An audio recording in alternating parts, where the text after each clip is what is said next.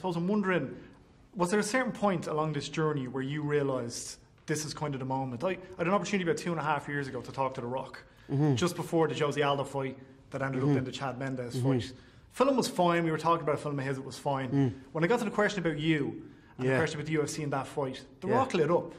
Was there a moment for you where you were like, you know, this is something special. This is going somewhere else? I actually remember that interview, and thank you for bringing it up. The Rock has been a diehard fan of mixed martial arts and all combat sport, and he supported me and he supported the UFC along my journey. So, I mean, to see all these mega stars come in and know who I am and to show their support, it's breathtaking. As far as like a moment, it's kind of hard to pinpoint. There's been so many moments now. I mean, even this movie that's coming out, it's like there's so many moments in it, but that even looking at it, it feels like that was way back. Like, it feels like another time. There's been so many more moments. Again, it's insane. It really is insane. So I'm just blessed. I'm living a blessed life, and that's it. I just keep going and keep my fingers crossed that everything keeps going as is. And now you're kind of at that level. You're probably, I would say, I said in a review to the film, you're probably where David Beckham was maybe 10, 15 years ago. You're that level of fame now. And I know something you liked doing back in the day was you would just walk down Grafton Street, kind of window shop, maybe run and have a look at the clothes. Yeah. Is that something that you miss, that anonymity, been able to? I can't remember it. I cannot. I remember when it first started happening. First, I'd be like, someone would suss me and say, "Can I have a picture?" I'm like, "Yeah," and I give them a picture, a face off, a sign, that fucking jocks. I do the whole bleeding lot. And then as I start getting a million people start running towards me, and then it start getting a little heavy. But I cannot remember what it's like to roll down somewhere and not be noticed. So I just embrace it. As far as like walking down Grafton Street, I still walk down Grafton Street. I still roll around. So, again, it's something that I'm just blessed. You see, like, people in the public eye, they can complain about it, but I mean, that's not a real problem that you can't go somewhere and not be noticed. People have real problems. The neck of some people to complain about something like that. So I'm just grateful and blessed and happy to be in the position I'm in. David Beckham, you mentioned, funny, I was talking to David Beckham. He messages me on Instagram every now and again.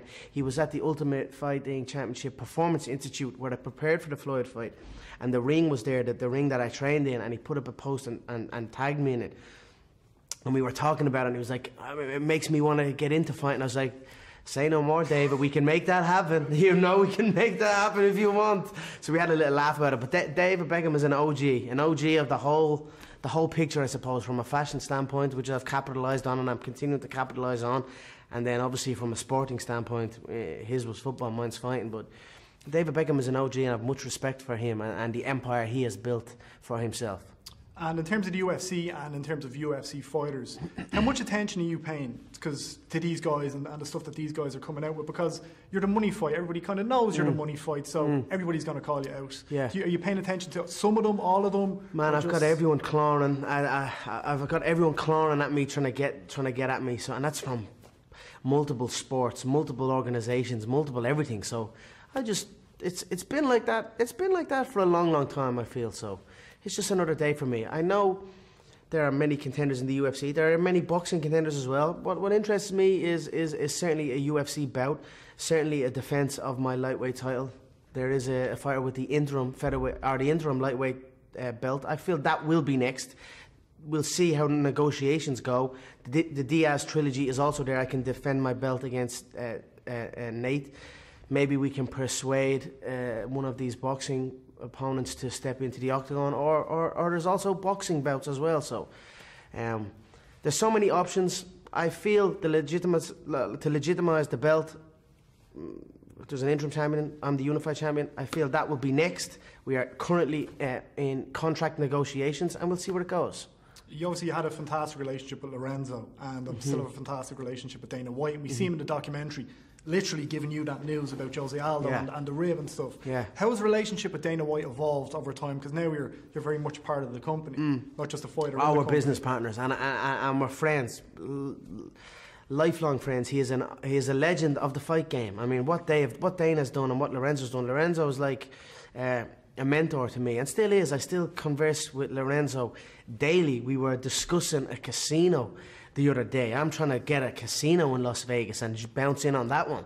So we were discussing that and we were going back and forward. So Lorenzo's a mentor to me, and I take his opinion very, very seriously and very, very highly.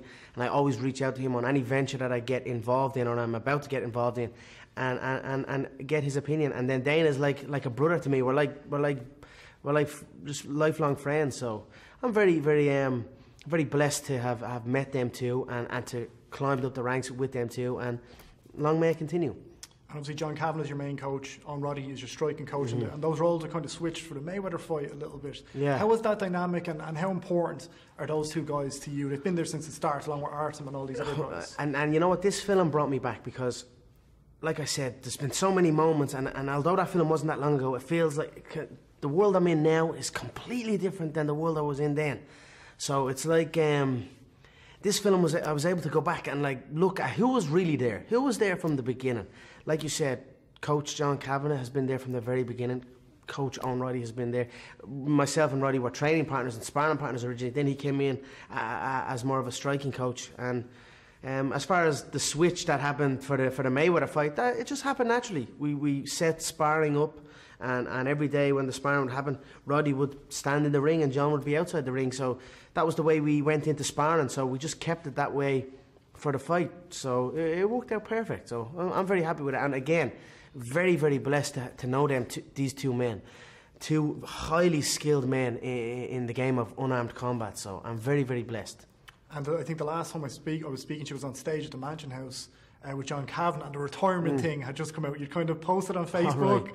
You're going to think about it, and then you just kind of come out and said whatever you were going to say.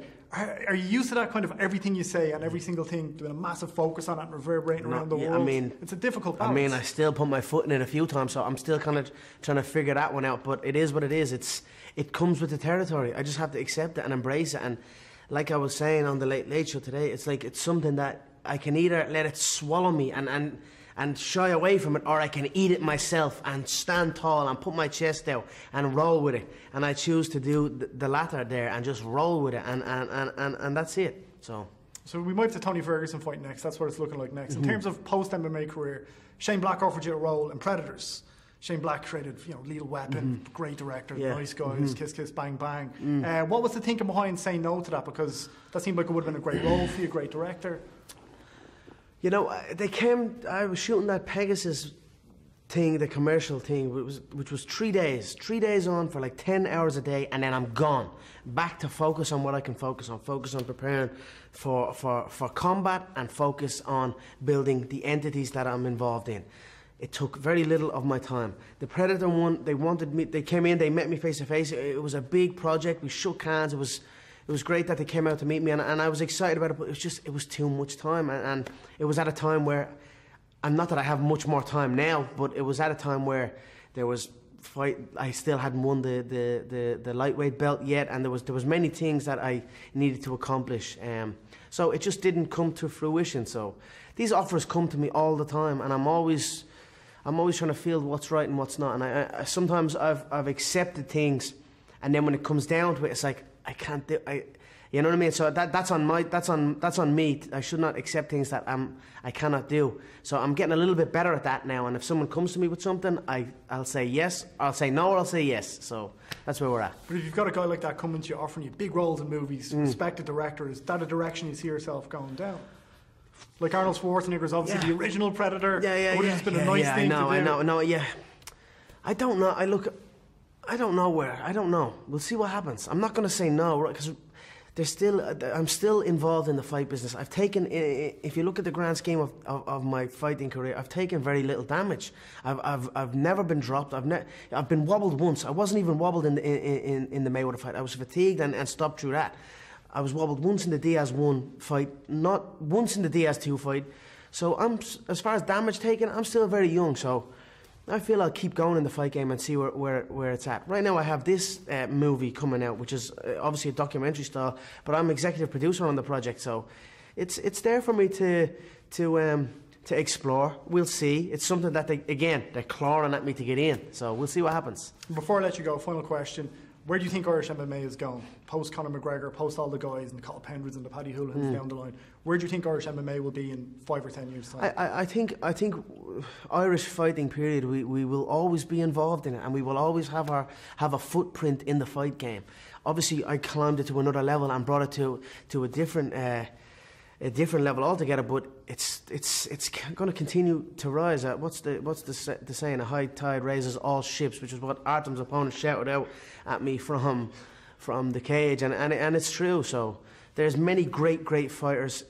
Obviously in our stable in SPG, obviously in the stable you train at with Owen Roddy, SPG Charlestown, the entire SPG branch. So the Irish fighting is in a great position, and I'm very proud to have a small part to play.